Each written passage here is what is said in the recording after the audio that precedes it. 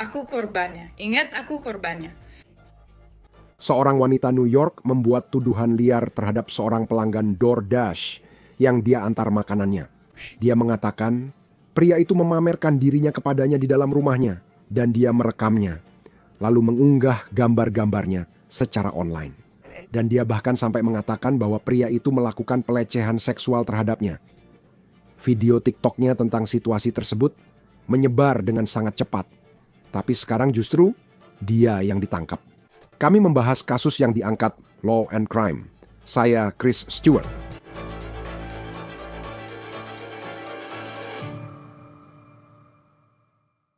Baik, mari bahas kasus ini. Polisi di New York bagian utara menyatakan seorang wanita 23 tahun melakukan dua kejahatan saat merekam pelanggan DoorDash yang diduga mabuk dan pingsan setengah telanjang di sofa rumahnya. Menurut pengantar DoorDash, pria itu melakukan pelecehan seksual. Bagaimana situasinya bisa seperti ini? Ceritanya luar biasa. Pada 12 Oktober, Olivia Henderson bekerja sebagai kurir DoorDash di Oswego, New York, di utara Syracuse, tepi Danau Ontario. Dia mengunggah video ke TikTok yang langsung viral, mengklaim telah mengalami pelecehan seksual oleh pelanggan. 3 hari lalu, 12 Oktober 2025, saya mengalami pelecehan seksual dari pelanggan DoorDash saat bekerja sebagai pengemudi. Sekarang, menurut Henderson, dia memposting tentang apa yang dia katakan terjadi di TikTok, tetapi terus-menerus dihapus. Apakah itu karena konten yang dia posting melanggar pedoman aplikasi atau apakah itu TikTok yang mencoba seperti yang dia klaim membungkamnya, itu masih belum jelas. Pelanggan DoorDash meminta agar pesanan mereka diletakkan di depan pintu rumah mereka. Dan ketika saya tiba di depan pintu rumah mereka, pintu depan mereka terbuka lebar. Lampu rumah mereka menyala.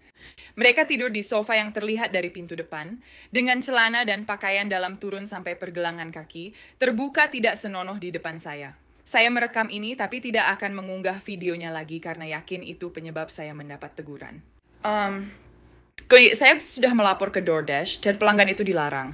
Namun 2 hari kemudian, DoorDash justru melarang saya. Jadi, tuduhan Henderson dengan cepat menjadi viral.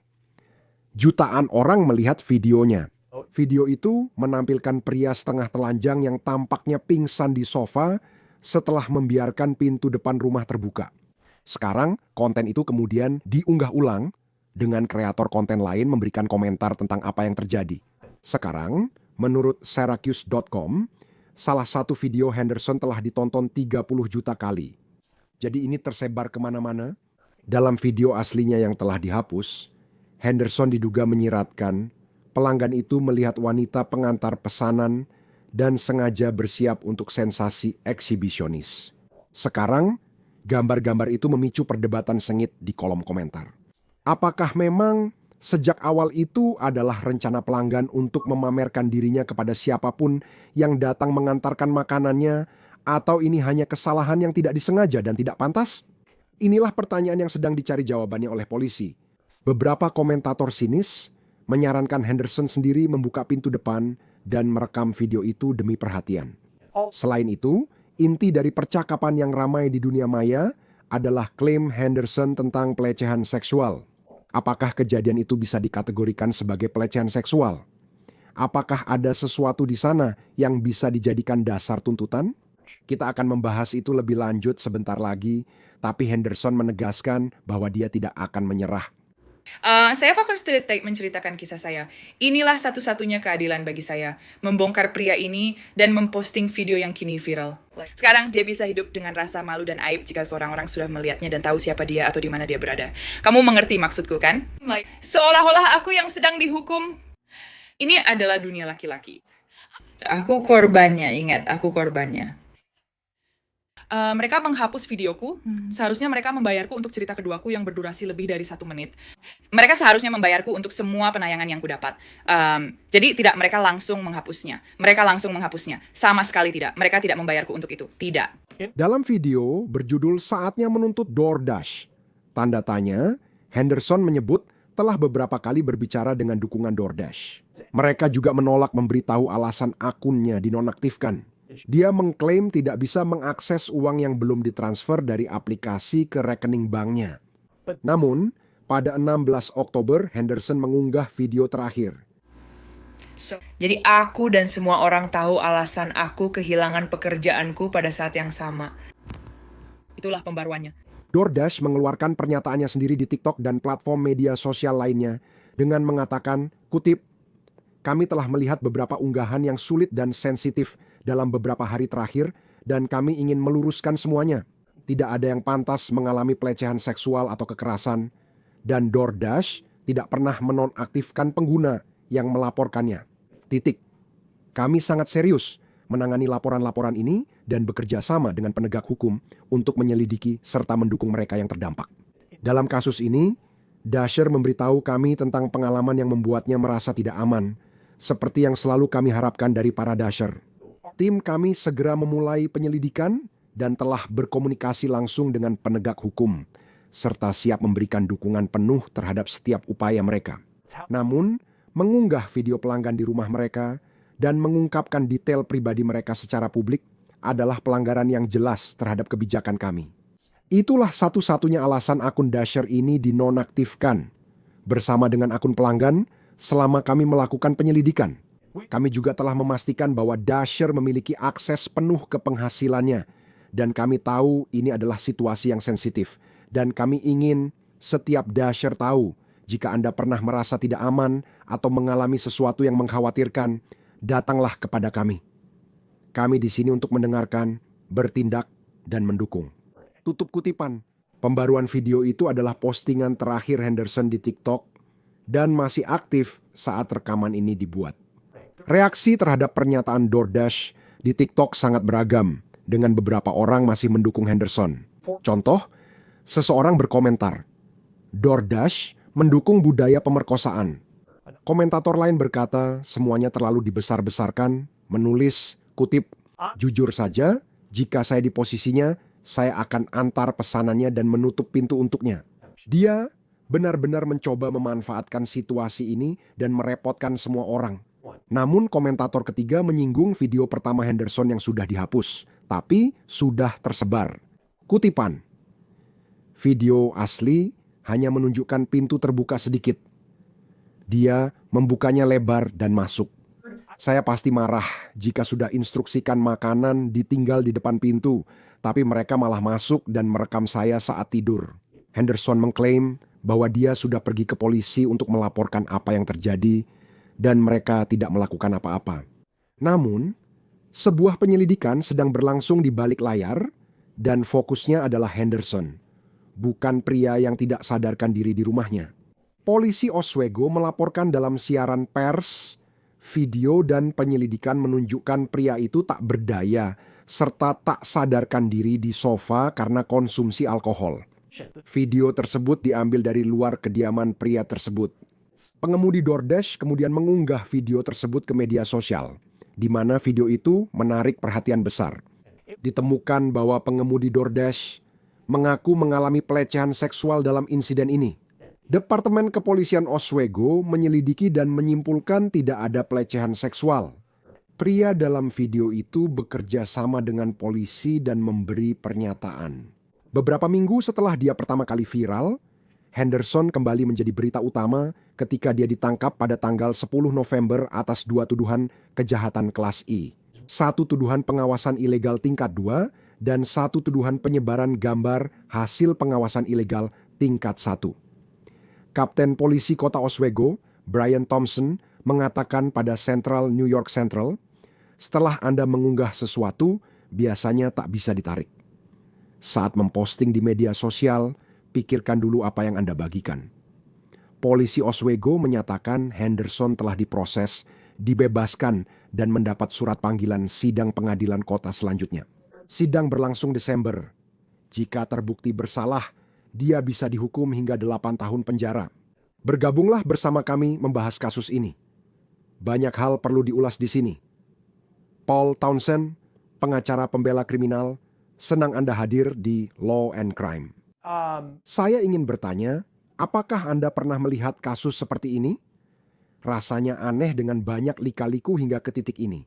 Wah, jadi belum pernah di sini ada istiqomah yang benar-benar persis seperti kasus ini. Tapi kami pernah melihat kasus-kasus yang agak mirip Ya, di mana seseorang diam-diam merekam orang lain dalam keadaan tanpa busana, lalu mengunggah rekaman itu. Baik itu di media sosial, di blog, atau apapun, hal seperti itu melanggar undang-undang ini. Jadi ini adalah rincian khusus dari kasus ini, aspek DoorDash-nya. Apakah dia diundang atau dipancing masuk, itu belum pernah saya lihat sebelumnya. Tapi ini tidak terlalu jauh dari apa yang bisa kita harapkan. Apa ketika ada seseorang datang ke rumah Anda dan apa yang dikatakan hukum tentang Anda tahu, dia punya ponsel dengan kamera dan dia melihat sesuatu, dia memfotonya. Itu benar-benar Anda tahu, saya tahu, ada bagian lain dari hal ini yang akan kita cari tahu bagaimana kelanjutannya. Tapi saya rasa dari sudut pandang pemilik rumah, seperti apa hak-haknya dalam situasi ini. Saat Anda sudah pesan makanan dan ada yang datang ke rumah, jadi bisakah Anda berargumen bahwa dia diundang masuk ke rumah dan apakah itu penting? Jadi tentu saja ada aspek di mana sebagai kurir DoorDash yang sedang mengantarkan pesanan, Anda tahu dia memang diundang untuk berada di sana. Namun pemilik rumah memiliki harapan privasi yang wajar di rumah mereka tentu saja. Dan saat karena seseorang diundang sebagai kurir, Anda tahu yang punya pilihan untuk meninggalkan apapun pesanannya di depan pintu, Anda tahu menekan bel pintu dan itu sudah memenuhi kewajiban mereka. Jika Anda tahu tidak ada kurir DoorDash yang wajib masuk ke dalam rumah seseorang, tisau si worker pingsan di sofa dan lalu memparkir pintu. Anda tahu, disitulah situasinya berubah dari dia tidak melakukan kesalahan apapun menjadi dia menemukan orang ini dalam keadaan jelas tidak berpakaian, tampaknya alkohol terlibat. Dia pingsan di sofa, dan dia memutuskan untuk mengeluarkan ponselnya dan Anda tahu menanggapi foto, yang sebenarnya sudah merupakan sesuatu yang benar-benar tidak boleh dilakukan. Dia lalu mempostingnya ke halaman media sosial miliknya yang kemudian dapat diakses secara publik yang justru memperparah kesalahannya. Dan seperti tentang masalah ini seolah-olah menegakkan dirinya sebagai korban di sini yang ditekan oleh polisi dan oleh pria ini. Hukum sudah jelas kemana kau tidak boleh masuk rumah orang, mengambil foto mereka tanpa busana, lalu mempublikasikannya. Ya, dan saya pikir di zaman sekarang ini juga seperti gagasan menjadi viral, dan itu bukan hanya maksud saya, bahkan seperti Facebook. Saat saya kuliah tahun 2008, jika seseorang mengunggah foto jelek seperti itu masih terasa seperti dalam beberapa hal terlindungi karena rasanya kamu agak tahu siapa saja yang ada di... Sebenarnya, tak ada yang tahu apa yang dibicarakan waktu itu. Semua orang masih muda. Tapi di saat yang sama, seperti sekarang, konsep menjadi viral itu sangat nyata. Saat kamu unggah di media sosial, salah satu videonya ditonton 30 juta kali. Bagaimana hal itu memengaruhi kasus ini, di mana bukan hanya soal mengambil gambar, tapi jutaan orang akhirnya melihatnya? Jadi karena hal itu memengaruhi hisia adalah sebagai faktor yang memberatkan. Terkait apakah hal itu melanggar hukum atau tidak, seperti pengawasan ilegal atau penyebaran gambar, sebenarnya tidak terlalu penting apakah gambar itu dipublikasikan ke satu orang atau 30 juta orang. Tapi jika kasus ini pada akhirnya berakhir dengan semacam kesepakatan pembelaan atau dibawa ke pengadilan dan dia dinyatakan bersalah, maka hakim akan mempertimbangkan apa sebenarnya kerugian nyata yang terjadi. Jadi jika gambar hanya dilihat satu orang, itu satu tingkat kerugian. Orang pelihatnya, maksud saya itu bisa benar-benar berdampak negatif pada reputasi pria ini, statusnya di masyarakat, dan kerugiannya semakin besar karena seperti yang kita tahu, sekarang ini sesuatu bisa menjadi viral. Jadi itu pasti akan dipertimbangkan dalam kasusnya dan juga jaksa kemungkinan besar akan mempertimbangkan hal itu saat menentukan apa cara yang tepat untuk menyelesaikan kasus ini. Karena dia tidak sekadar mengambil foto lalu mengirim ke grup chat dengan beberapa teman, tapi mengunggahnya ke internet di mana sangat sulit menghapus sesuatu setelah diposting di media sosial. Jadi pria ini bisa saja menghabiskan waktu entah berapa lama untuk mencoba menghapus hal itu. Sebenarnya tergantung pada algoritma siapa yang digunakan. Hal itu masih bisa memperparah kerugian. Mungkin lebih banyak orang melihat ini sekarang sejauh yang kita tahu. Saya memikirkan sisi perdata dari ini. dan tidak tahu berapa banyak uang yang dimiliki Olivia Henderson. Tapi kalau pria ini memutuskan untuk membawanya ke pengadilan dan menuntutnya karena hal ini, karena bukan hanya soal fotonya saja, tapi dia juga membuat tuduhan terhadapnya yang menurut polisi tidak benar, bahwa dia adalah korban pelecehan seksual. Dan jika terbukti di pengadilan tidak benar, maksud saya, dampak seperti apa yang bisa ditimbulkan oleh gugatan perdata, atau mungkin argumen seperti apa yang bisa diajukan di pengadilan perdata, dan bagaimana hal itu bisa berjalan? Jadi sangat menarik untuk melihat bagaimana ini berjalan, karena biasanya seorang pengacara perdata mungkin akan memberitahunya, mari kita tunggu dulu dan lihat apa yang terjadi dengan kasus pidananya. Jika dia dinyatakan bersalah atas salah satu atau kedua tuduhan penyebaran ilegal dan pengawasan ilegal, maka pengacara perdata akan dapat menggunakan doktrin yang disebut collateral estoppel dalam kasus perdata. Intinya, karena kasus pidana memerlukan beban pembuktian lebih tinggi, dia tak bisa berargumen dalam kasus perdata bahwa dirinya tak bersalah. Dapat karena itu, dia mungkin biasa menang dengan mudah dalam kasus perdata jika dia mengaku bersalah atas salah satu atau kedua tuduhan ini, atau jika dia diadili dan dinyatakan bersalah. Kita tetap tidak tahu berapa kekayaan bersihnya. Tapi tentu saja dia akan memiliki klaim atas kerugian nyata sebagai akibat dari ini. Bisa saya di sana akan mengalami, kamu tahu, kerugian emosional. Sakit ini sangat mengganggu baginya. Dia mesti yakin dia akan bisa mengklaim bahwa reputasinya telah rusak secara permanen akibat hal ini. Jadi dalam konteks perdata, dia kemungkinan besar akan menunggu waktu yang tepat dan melihat apa yang terjadi dalam kasus pidananya. Jika hasilnya menguntungkan dia, setiap aspek kasus pidana bisa masuk ke kasus perdata. Dan jika ini diputuskan dengan bahwa kamu tahu dia membuat ini pernyataan palsu kepada penegak hukum tentang tindakannya atau apa yang dia lakukan, tentu saja itu akan menjadi faktor yang memberatkan dalam kasus perdata yang mungkin muncul. Karena ada beberapa lapisan di sini, bukan hanya soal foto yang diambil, tapi kemudian dia menuduhnya. Kamu tahu, alasan dia setengah telanjang itu memang sengaja, bahwa dia melakukan ini dengan sengaja agar dia datang dan melihat itu. Tapi kemudian ada tuduhan itu tentang pelecehan seksual yang sedang dibantah oleh polisi. Apakah dia benar-benar, kamu tahu, pengacara pembelanya mungkin berargumen bahwa dia menempatkan dirinya pada posisi itu hingga bisa terlihat olehnya. Apakah itu kejahatan meski dia di rumah sendiri? Jadi ada banyak nuansa dan detail yang akan menentukan secara spesifik seperti apa pembelaannya. Pas yang sekarang hukum boleh dilakukan dibandingkan dengan yang tidak boleh dilakukan, itu sangat sulit. Ya, dia tahu bahwa hanya berdasarkan laporan berita untuk mengetahui kebenaran dari apa yang ditunjukkan oleh bukti tentang apa yang terjadi di dalam rumah. Banyak narasi berbeda beredar di luar sana. Salah satunya dari dia pada dasarnya adalah bahwa dia dijebak ke sana dan dia mengalami pelecehan seksual, dan bahwa dia, Anda tahu, adalah seorang penyerang.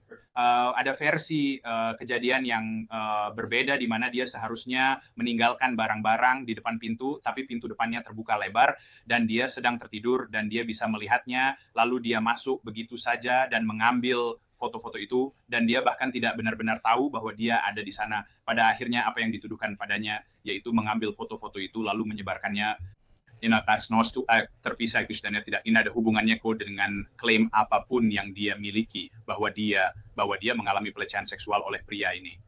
Dan pada kenyataannya jika memang begitu kejadiannya, saya rasa jaksa penuntut akan kesulitan. Karena akan menjadi perilaku yang aneh bagi seseorang yang baru saja menjadi korban pelecehan seksual untuk kemudian berbalik dan memotret pelaku mereka saat pelaku tampak pingsan di sofa segera setelah pelecehan itu terjadi. Ada banyak celah dalam narasi itu yang menurut saya harus dia jelaskan dengan sangat meyakinkan sebelum jaksa penuntut mau mempercayai cerita tersebut. Dan sepertinya polisi juga mengutip fakta bahwa pria ini, dari apa yang mereka katakan, maksud saya, dia begitu mabuk sehingga menurut kata-kata polisi itu tidak mungkin terjadi. Itulah yang mereka katakan. Dan kita akan lihat bagaimana kelanjutannya. Tapi bagaimana menurut saya kadar alkohol dalam darahnya, jika mereka memilikinya, bisa berperan dalam bagaimana hal ini bisa disajikan kepada juri jika sampai ke persidangan, di mana dia benar-benar tidak sadarkan diri. Dan sepertinya polisi menunjuk pada hal itu untuk mengatakan bahwa ceritanya tidak mungkin terjadi berdasarkan, saya rasa apa yang bisa mereka dapatkan darinya, dan memahami seberapa mabuknya dia saat dia tidak sadarkan diri. Ya, tentu saja jika kadar alkohol dalam darahnya berada pada tingkat tertentu dan dia benar-benar tidak sadarkan diri di sofa, itu membuat skenario penyerangan seksual menjadi jauh lebih kecil. Kemungkinannya terjadi karena beberapa alasan. Pertama, suka independen insiden alkohol yang berlebihan, dan Anda tahu mengurangi kemampuan untuk melakukan perilaku seperti itu. Dan kedua, jika dia benar-benar tidak sadarkan diri saat sangat mabuk, maksud saya itu sangat berbeda dengan sekadar tertidur atau tidur siang di sofa. Anda tahu itu adalah jenis tidur yang jauh lebih dalam, yang Anda tahu biasanya tidak akan dikaitkan dengan baru saja melakukan penyerangan seksual, lalu langsung tergeletak di sofa dalam keadaan sangat mabuk. Jadi saya pikir kadar alkohol dalam darahnya adalah faktor yang sangat-sangat relevan dalam menilai, Anda tahu, apakah ada kebenaran dalam klaim yang dia buat. Dan untuk pembelaannya, siapapun pengacara pidananya dan yang akan menangani kasus ini, dia sudah punya beberapa narasi berbeda. Jelas telah mengatakan banyak hal dan membuat banyak tuduhan di media sosial. Untuk membuat pembelaan yang efektif baginya, seperti apa strategi untuk pengacara pembela yang menangani dia sebagai klien. Jadi hal pertama adalah berhenti bicara, titik. Semua pernyataan setelah ini berasal dari saya, pengacara pembela. Saya tidak ingin dia berbicara kepada pers. Saya tidak ingin dia berbicara kepada penegak hukum. Saya tidak ingin dia membuat pernyataan apapun tentang apa yang terjadi di sini. Sekarang dia telah ditangkap dan didakwa 2 kejahatan elektronik berat. Dia binggit orang kawasan tahu hingga 4 tahun penjara, dan ini Barter Schneider tidak memberikan keuntungan apapun baginya jika dia terus berbicara. Pada saat itu pemayaran pembeli gini paling juga semua bukti dan temuan, karena hal-hal yang muncul di berita belum tentu selalu seperti apa sebenarnya berkas kasusnya, seperti apa pernyataan dari kamu para saksi potensial, kalau ada kamera ring apa yang direkam kamera itu. Kamu harus melihat buktinya dan melihat di mana kasus jaksa paling lemah, lalu memusatkan pembelaanmu di situ. Jadi sejauh mungkin tidak ada rekaman tentang dirinya, kamu datang, kamu bisa menyesuaikan pembelaanmu seputar, kamu tahu hal-hal tertentu yang mungkin dia lakukan, mungkin kesalahpahaman yang dia alami, atau tindakan yang dilakukan oleh pria ini dalam pemesanan. Mungkin dia punya semacam pesan di sana yang menurutmu diartikan sebagai upaya untuk memancingnya ke sana. Jadi semuanya sangat bergantung pada fakta spesifik tentang apa itu yang bisa kamu tunjukkan kepada juri atau hakim berdasarkan bukti yang kamu miliki. Sangat sulit jika kamu tahu untuk hanya mendapatkan gambaran samar tentang kemungkinan fakta dan keadaan lalu membuat pembelaan yang spesifik dari situ. Dan dia menghadapi 2 tuduhan kejahatan berat ini maksudku. Dan sesuai dengan bagaimana hukum ditulis, dia bisa masuk penjara karena ini. Maksudku, bagaimana? Maksudku, aku memikirkan 30, kamu tahu, di satu sisi aku bisa melihat, kamu tahu, semacam kesepakatan pembelaan bisa terjadi. Tapi di sisi lain, 30 juta orang sudah menonton satu videonya saja, ini masalah besar. Ada banyak kerusakan yang diduga terjadi di sini. Jika apa yang dikatakan polisi itu benar, menurut Anda bagaimana kasus ini akan berjalan? Jadi itu memang hal yang sangat sulit untuk memimpin. Tentu. Pertama-tama Anda tahu, jaksa akan melakukan diskusi mendalam dengan korban yang diduga di sini. Anda tahu semacam mencari tahu, apakah dia benar-benar ingin menuntut wanita ini, melanjutkan prosesnya. Jika dia ingin bersaksi dan ingin wanita itu dipenjara, itu akan dipertimbangkan. Ini kasus jaksa, bukan korban. Jadi keutus tidak pidana menyelesaikannya dengan kesepakatan pembelaan atau membawanya ke persidangan, itu ada di tangan mereka.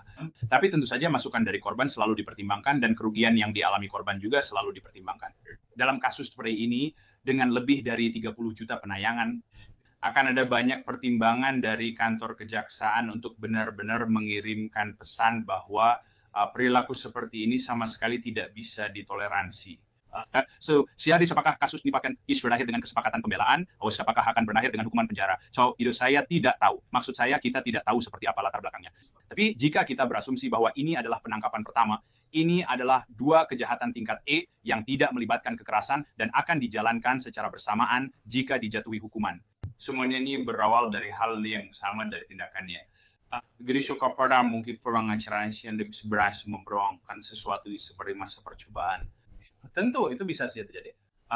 Kami tahu tidak kuat pressure yang terlibat. Hingga kini pria itu belum kehilangan uang. Dia mungkin akan berargumen prospek pekerjaannya di masa depan akan rusak, tapi itu masih sangat spekulatif.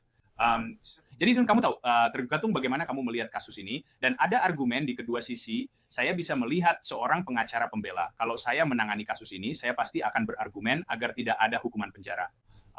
Tapi saya juga bisa melihat seorang jaksa benar-benar menekankan kerugian yang dialami pria ini dalam upaya untuk mendorong hukuman penjara. Ya, dan kita akan lihat bagaimana ini berkembang. Maksud saya, ini kasus yang aneh dalam beberapa hal, tapi kamu pasti ikut merasakan apa yang dialami pria ini. Kalau apa yang dikatakan polisi itu benar, bangun tidur dan mengalami semua ini, lalu menjadi viral dengan cara yang tidak diinginkan siapapun. Paul Townsend, pengacara pembela kriminal, terima kasih telah hadir di Law and Crime. Kami sangat menghargai kehadiran Anda. Terima kasih banyak sudah mengundang saya, Chris. Itu saja untuk On The Case dari Law and Crime. Langganan YouTube dan Spotify kami. Saya Chris Stewart. Sampai jumpa di lain waktu.